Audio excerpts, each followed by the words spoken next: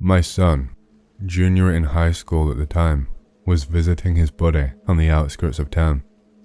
They own a farm, quasi-rural part of Utah. It was about 9:30 to 10 p.m. Something was making noise outside, and the dad was afraid a skunk or something was messing with his chickens. He grabs a flashlight and a shotgun and heads out. After the dad exited the house, my son and his buddy decided to follow him. A barn was about 200 feet away, and the dad was beelining for a field towards it. Son and friend were trailing about 100 feet behind. The dad enters the cabin. Son and friend are trudging through the field to get closer. Next thing my son hears is a scream, escape from the barn, and the shotgun blast. The dad comes barreling out of the barn, sees my son and his kid, and screams for them to run back into the house. They all get in the house, and the dad is shaken up. He calls 911 and explains he needs cops to check the barn.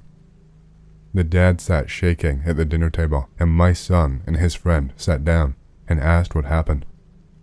The dad said when he got into the barn, something was just off, and then a smell hit him, but he kept moving toward the back. This barn had rafters and holding pens for animals on either side. Well, he is scanning with the flashlight, and he then shined the light towards the back, and he saw it. This lengthy, white man or creature had its back to him. Its skin was ash white, and he knew it was off because he said a long white arm was reached up and hanging over one of the rafters. It was leaning forward, and the head was hanging down, but it's when it cocked its head and twisted like an owl to face him straight on, looking at him from below the armpit on an elongated neck, that he freaked out and fired.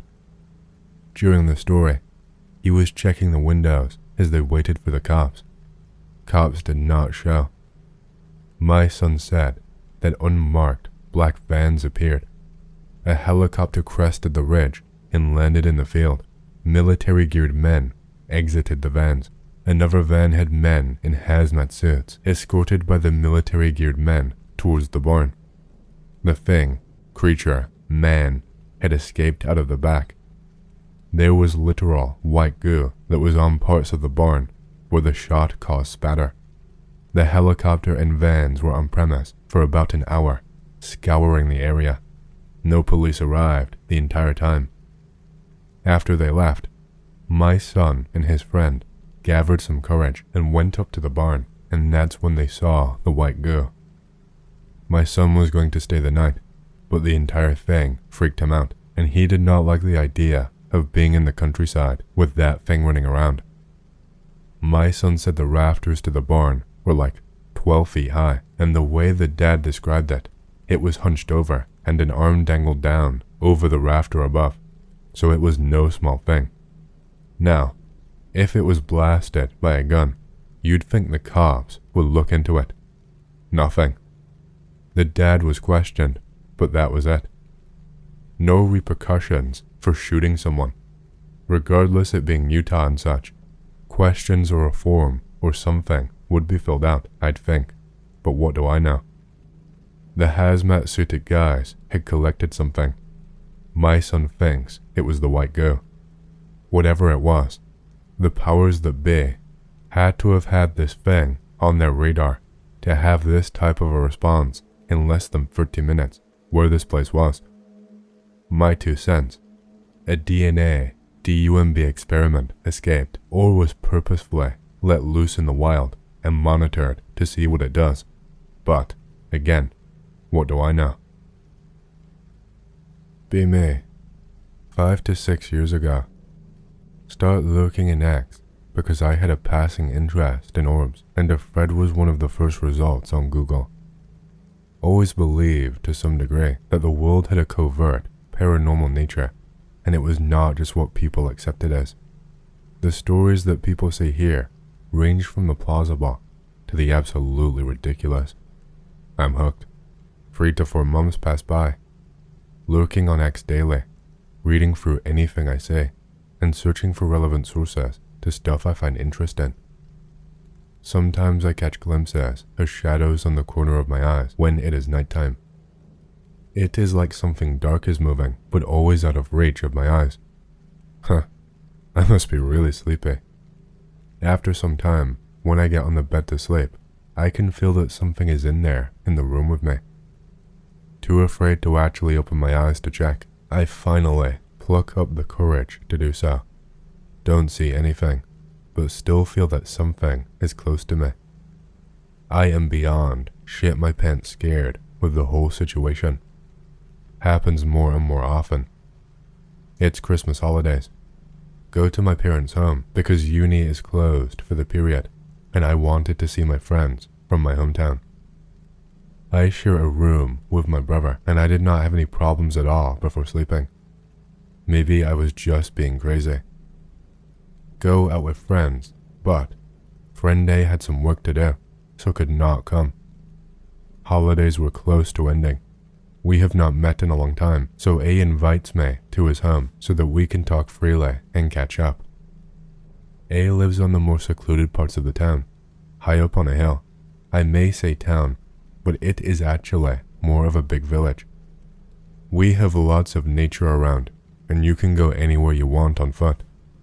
Meet with A. He made some honeyed wine because why the fuck not? I tell him some of the things I read here while we talk. He also had an interest in the occult, so we talk for a long time. At this point, I have not said a word of what has been happening at night while living alone because I thought that people will probably just dismiss it as paranoia.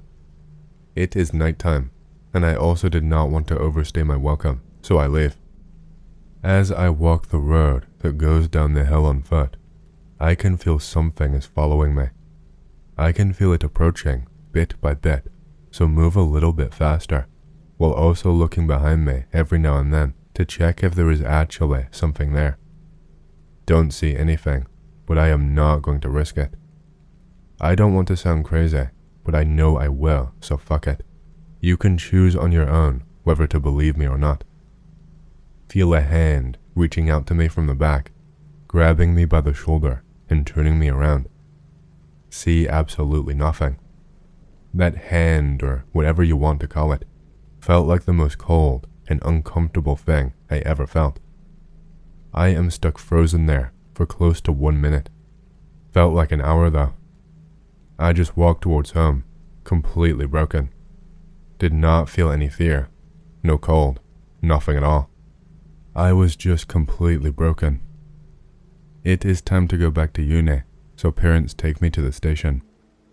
As I leave home, I drop a charm that was given to me by my grandma, only find out about it after I board the bus. Be sad, because I really love my grandma, and I really appreciated the charm. Always took it with me when I was going out. After going to uni again, don't see any shadows. Don't feel anything in my room before sleeping. It was like nothing ever happened. Spring break comes. Go back to parents' home. Find the charm on the pavement outside the main gate of the house. My face when nobody saw it, or picked it up from the ground for so long, even though my house is in a central spot, and many people pass by daily. This story has come to me from many retellings, so it's hard to say how reliable it is. It has the feel of a campfire tale, but I believe it might have really happened. In the early 1960s, a geological expedition was exploring either the Urals or Siberia. No one knows exactly what they were looking for, maybe gold or maybe diamonds, as the team included not only geologists but a special agent as well. They had a local guide who knew the area fairly well, and they transported their heavy equipment and supplies on horses, traveling on foot. One day, they came across an abandoned village with just a few charred houses. The guide explained it was once inhabited by old believers, but they had supposedly fled recently because the place had become cursed. Some spirit from the nearby forest had driven them away. The guide did not know what exactly the old believers had been afraid of. At that time, during the height of state atheism, such stories were seen as nothing more than superstition. People laughed at the idea of religious fanatics, especially those who seemed cut off from modernity and the events of the Great Patriotic War. The team had planned to camp in the village, but they changed their minds when they saw that the well, the only source of water, had been deliberately filled with dirt. Without water, especially for the horses, they could not stay, so they continued to a stream a couple of kilometers away, near the edge of the forest. The expedition had 2 women who were responsible for cooking, and while the men set up the camp, the women went back and forth between the stream and the tents, preparing dinner. After they had settled in and eaten, the cooks remained busy cleaning up. It was still light out. The sun had not set yet. One of the women was scrubbing dishes by the stream, while the other carried pots and plates back and forth. When one of the women returned to the stream with more dishes, she found it empty. Her partner was gone. Assuming she had wandered into the forest for a moment, she waited, but when the other woman did not return, she called out. There was no answer. Worried, she fetched the men, who spread out into the forest, searching and shouting. They found nothing except the missing woman's handkerchief near the stream. The guide, experienced in tracking, noticed some faint, unusual prints, twisted, club-footed marks with only a small toe visible. Not human, not bear, something he had never seen before. No signs of a struggle, no blood, and no tracks of the woman's shoes. It seemed that something had dragged her into the forest. Nightfall was approaching, and the team decided to arm themselves and follow the trail with hand-cranked flashlights, the kind without batteries that were common back then. But in the dry, flickering light of the night, they quickly lost the trail. They had no choice but to return to camp and wait for dawn. Armed sentries stood watch, while the rest of the group, too anxious to sleep, took turns patrolling the edge of the forest, calling out for the missing woman. Silence was their only answer. Later, they gathered around the campfire, trying to make sense of what had happened when the guide suddenly perked up, listening. Everyone went quiet. The guide crept toward the path leading to the stream, the special agent following, his gun drawn. The beam of their flashlight revealed the missing woman lying on the path. She was dead. Her face was blue and twisted in terror, her mouth half open, and her pupils rolled under her eyelids. There were dark smudges on her cheeks and forehead, like someone had smeared dirt on her with a finger. Her clothes were torn, but otherwise intact. The medic examined her, but found no wounds. He concluded she had died of a heart attack. It was a grim situation. A woman had died on what was supposed to be a peaceful expedition, but who had taken her into the forest, and why was her body returned to the path? No animal could have done this. There were no bite marks, and she had clearly been carried. Yet, the tracks were not human either. Was it possible the old believers had been right about something lurking in the woods? Even the guide, normally unshaken, had no explanation. At dawn, they contacted their superiors by radio and called for a helicopter. Some of the men, including the guide and the special agent, went back to the forest to continue searching for the trail they had lost during the night. Meanwhile, the cook, accompanied by armed escorts, went back to the stream to finish washing the dishes. As they scrubbed, one of the women glanced up and screamed. From the bushes, a monstrous face stared back at her. She dropped the dishes in terror. The creature vanished, but one of the men, a war veteran, reacted quickly and fired into the rustling bushes. There was a groan, followed by silence. Cautiously, the men advanced with their rifles, and there, lying dead in the bushes, was the source of their terror. It was a man, naked, filthy, with limbs bent at unnatural angles. His fingers were twisted, his nails gnawed, and his hair was wild and matted. Half of his face and body were covered in coarse hair, his nose large and flat. He was deformed, almost unrecognizable as human. The medic examined the body and confirmed that despite his monstrous appearance, the creature was indeed a human being, just a severely deformed wild man. A theory began to take shape. Perhaps the creature had been born in the Old Believer village, the product of some incestuous relationship, as was rumored in those times. The mother, unable to kill her child, may have fled into the forest with him, raising him in isolation. After her death, the creature lived on, occasionally returning to the village, frightening the women. The missing cook, it seemed, had died of fright when she encountered him. Not understanding that she was dead, the creature had carried her body back to the camp, returning her to people, or maybe it did not happen quite like that. Who knows now? But the moral of the story is clear. Not everything frightening is mystical. Be me in 2013. Be 17 years old. Having a fire pit with pals.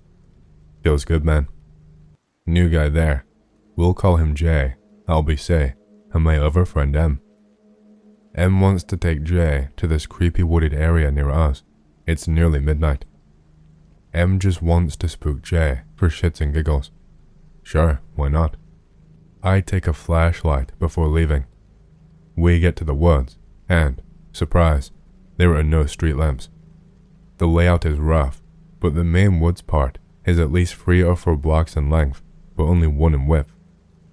We enter from the far side, essentially a dirt road T-junction, 2 blocks to the east. We are about to get into the woods when I remember that coyotes sometimes prowl in the city. I want to know what behind us looks like in case we have to turn back. On the other side of the junction, it looked like there was a dog laying down.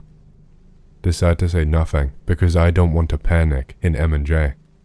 Right when I'm thinking the dog has not noticed us, it perks its head up. It's looking at me. It gets up. Poker face. At first, it looks like its back is maybe up to my knees. It looks like it's getting bigger, maybe half my height. I am still silent, but this thing is a threat. It stands up on its hind legs. It's clearing the yield sign at the T-junction. I turn the flashlight on, and it is pitch black. Like, light does not even hit the thing. M and J turn around because where's my light, bro? We are all looking at this thing, looking at us. It sinks into the trees to its right. We now have the choice of walking back, past bipedal dog, or walk in a woods after seeing it. We choose in a woods. Nobody believed us when we got back. Nothing happened when we went through the woods, and we never ever saw something like that ever again on repeat trips. I have no good explanations for what we saw that night, and if I was alone, I would never tell this story to anyone, ever. Never thought I'd have something to share on X. Long-time lurker, first post. Be me 3 years ago, 21 years old. In Florida, attending an A7X concert in Tampa Bay with my ex and 2 other friends. Concert ends late. Everyone is drunk as piss, me less so than everyone else. We went and ate some shitty fast food or something, too drunk to remember. Starting to sober up. I am less drunk than everyone else, so naturally, I get volunteered to drive. Still tipsy me kicks in. I got the shit. Start the 6-hour drive back to Middle GA at about 1 a.m. An hour in. Everyone but me is asleep. No radio in car. Sucks to be me. About halfway into the drive, I'm feeling pretty recovered, but really tired. Of course, as if on cue, it starts drizzling.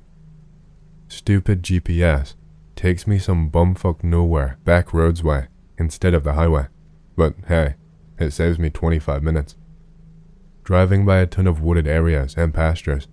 No buildings in sight for miles at a time. Pass by a sign on the road that says Dark Marsh or Black Marsh or something. Sorry, can't remember exactly. Sign looked a little weird, like it was blurred or something. Start to worry, I'm getting too tired to drive. Driving, doo-dee-doo beep bop, keeping myself entertained while everyone else sleeps off their drunkenness. Holy shit, what the fuck? There's a little girl in a white dress, standing on the edge of the road. She's just standing with her back to the car. I slow down, but having trouble deciding whether to stop or not.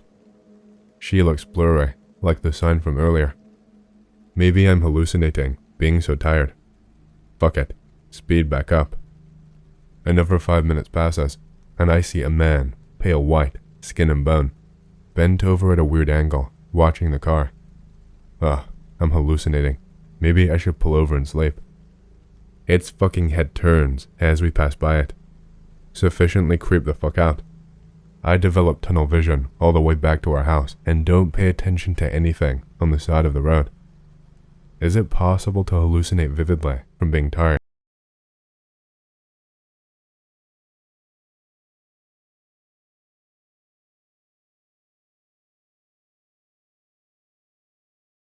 In the second half of June 1941, Harry L. Bowdoin, famous for building a robot diving bell, set sail to the coast of Bermuda to fulfill his lifelong dream of searching for underwater treasures.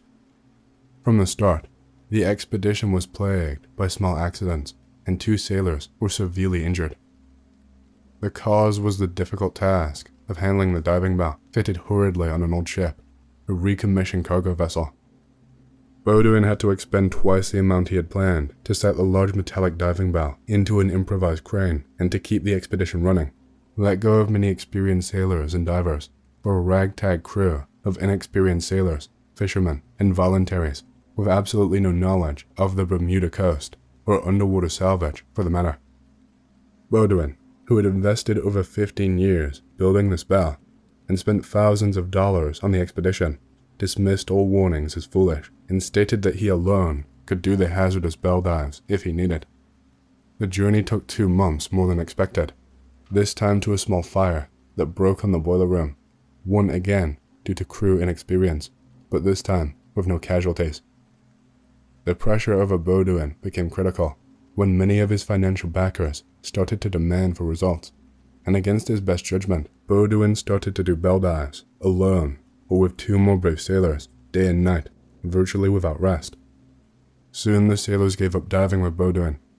At first, no explanation was given. Bowdoin himself appeared to be afraid of going down alone, but under the pressure of his debts, he went ahead alone. Through the wire, the communication was, at best, erratic. Bowdoin frequently had to scream commands through his side of the line and went completely silent for several hours. Sometimes, strange noises were heard through the wire. A low growling, a faint brushing, and even the murmur of many voices flooded the receiver without warning, and then became silent again. One day, the steel wire began to pull violently, and the men, startled, tried to raise the bell, without success.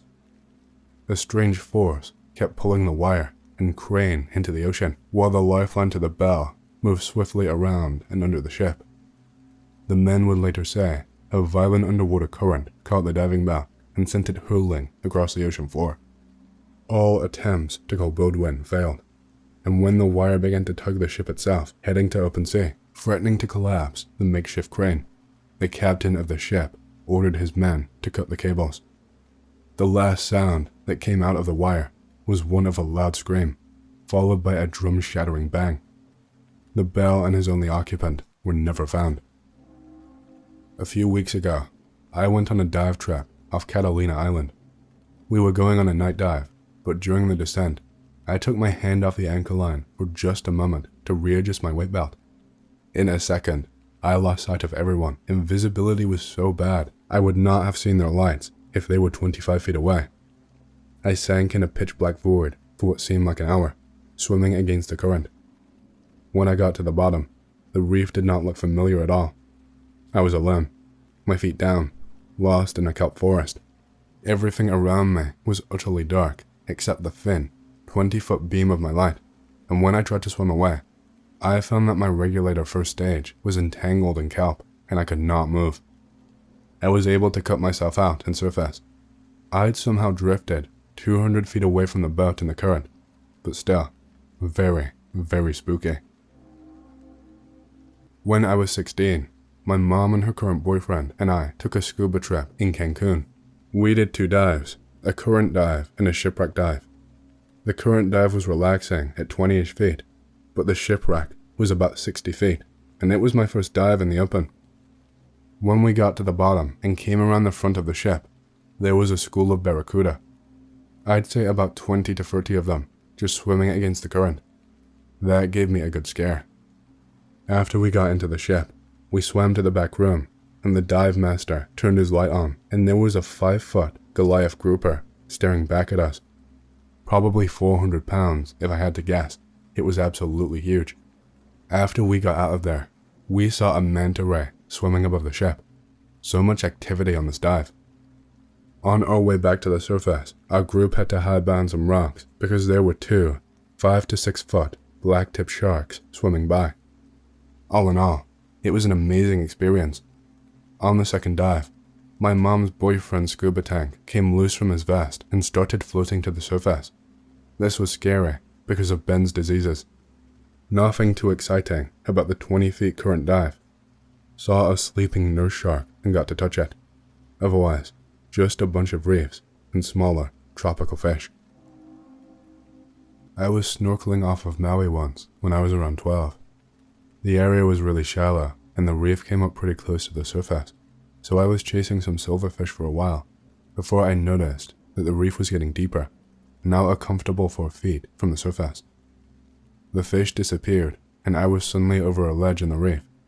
It was a hole, maybe 15 to 20 feet in diameter and perfectly cylindrical, like it had been cut out of the reef with a laser. But the thing that really got my attention was this thing in the middle. I wish I could draw it. It's hard to describe. The bottom 3/4 was cylindrical, and it sat perfectly in the center of the hole.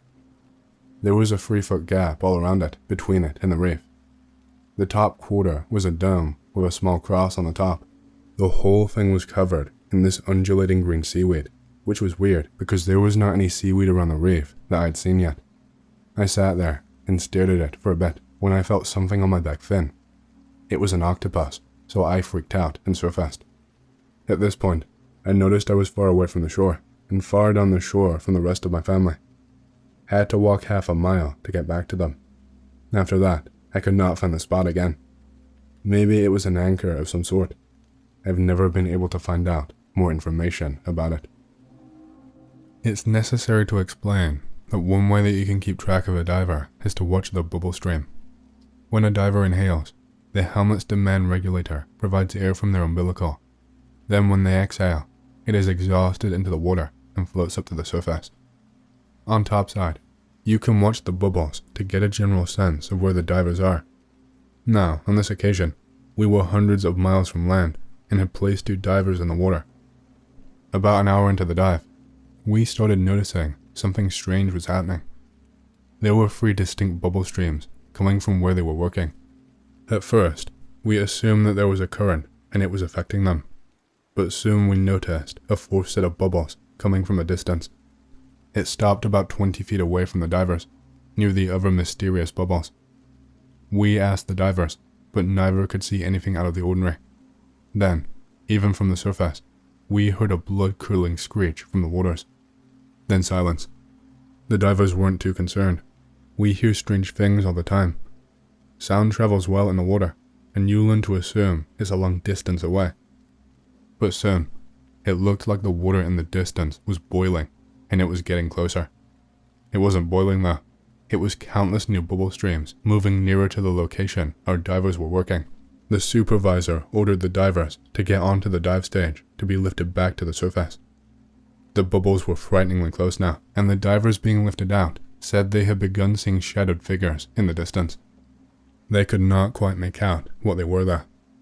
We elected to pull the divers out without completing their decompression stops and throw them into our hyperbaric chamber.